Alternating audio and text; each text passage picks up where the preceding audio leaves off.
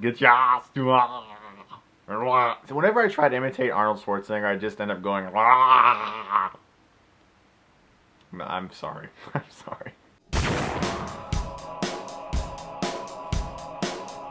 Total Recall is a film that I've been curious about because I'm a huge fan of the original movie with Arnold Schwarzenegger. I grew up with it, you know, it's from 1990. It was in that time when I just saw all these awesome movies, and it was in this strange time where you could be super corny in an action movie and somehow get away with it. Schwarzenegger is one of the only people on the face of this earth that can do that. I don't know why, it works for him. Now in the credits it says this is based off of Philip K. Dick's story, not the original film, so they're saying it's not really a remake, but I mean, it's a remake. Everyone's gonna think it's a remake, no matter what they say. And if you've seen the original film, you know the story. This guy, Colin Farrell, goes to this place called Recall. He wants to have them implant memories in his mind because he thinks his life is boring. He has this smoking hot wife, Kate Beckinsale, but he keeps having these weird dreams of this strange past life, and he wants to go to this place so he can get some fun memories to think, hey, you know what, once I was a secret agent. Similar to the first movie, as soon as he gets hooked up to this machine, some guys come in and take over, and he takes all of them down like Bourne Identity style, where suddenly he just has all these moves and he has no idea why. After that, he's on the run from Copenhagen, played by Bryan, I'm in Everything Nowadays, Cranston, and Kate Beckinsale, his wife, who's suddenly this incredibly menacing villain. He meets up with Jessica Biel, another smoking hot babe, and apparently they've had some kind of past life together too. He's trying to piece all this together whilst running and chasing and shooting and flying from everything. Now I heard a lot of bad things from critics going into this movie, and I was taking it all kind of with a grain of salt because lately people tend to really get upset at remakes because they think it in some way is going to ruin the original film. I don't really buy into that. If you love the original film, it's there. It's there. You know, you're gonna have it forever. It's not gonna change, even if you don't like this movie. I actually had a lot of fun with Total Recall, and I'm saying that from the perspective of a fan of the original movie. I love that film. Is this as good as that original film? No. No shit.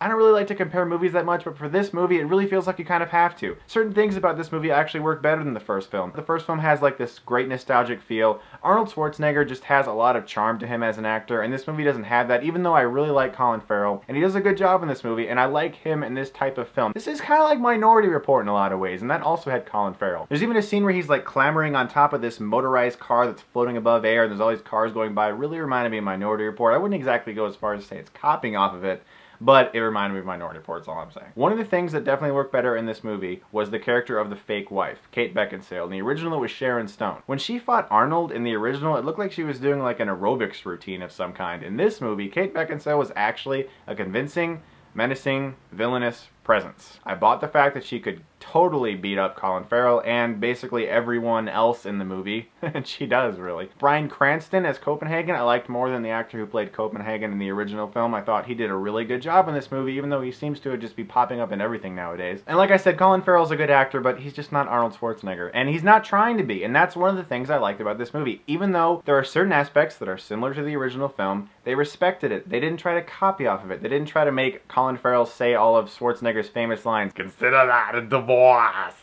My Arnold Schwarzenegger is an atrocity to mankind. I apologize. No shit.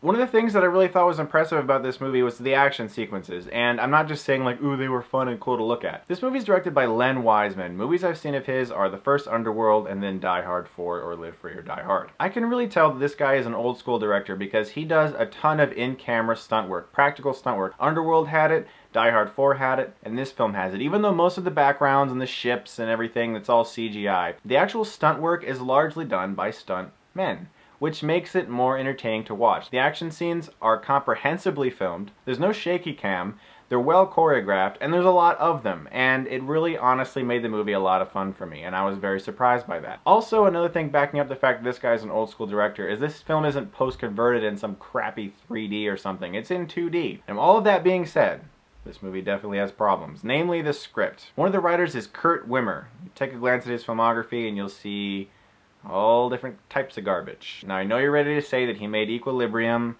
I'm aware of that. I don't find that film amazing. I think it was okay. He also made Ultraviolet, starring Milla Jovovich. One of the worst movies I've ever seen in my life. He's not the greatest writer on earth, that's all I'm saying. And the plot, even though I'm familiar with the original story by Philip K. Dick and the original film, was kind of incomprehensible at times. The plot, honestly, was a little bit jumbled, and there was times when I was having a hard time following it. And I shouldn't feel that way since I'm so versed in the lore of this movie. Character motivations are odd. Sometimes things just kind of fall by the wayside of really impressive action sequences, and that was really my biggest flaw with this movie, was the script, some of the plot. It didn't really mesh all the time. It seemed sometimes like characters were suddenly thrown into this humongous scene of great action with nothing really to branch into that. It was just really good action sequences. But I can't deny the fact that I was entertained by this movie. I was never bored with it. Colin Farrell did a good job with his role. So did Kate Beckinsale. And honestly, even though I'm not the biggest Jessica Biel fan, besides that butt of hers that I would love to... Yes, I am a horny man. What can I say? I apologize for being normal. She was actually good in this movie, and I'm not always that convinced by her performances. She did a good job here. Bryan Cranston was good in this movie. The fight scenes were well filmed, well choreographed. There was a lot of action. I like futuristic science fiction movies like this, and this movie was better than I thought it would be, and I think it's a lot better than most critics are saying it is. I'm going to give Total Recall a B. If you get a chance to see it, I would see it. Don't expect it to be better than the original. No shit. Thanks a lot for watching my review, guys. Once you've seen the movie, let me know how you feel about how the critics are responding to this movie and how you actually felt about the movie. Whatever your thoughts are, whatever your opinions, let me know. And as always, guys, if you like this review, you can subscribe to my channel and get Stuckmanized.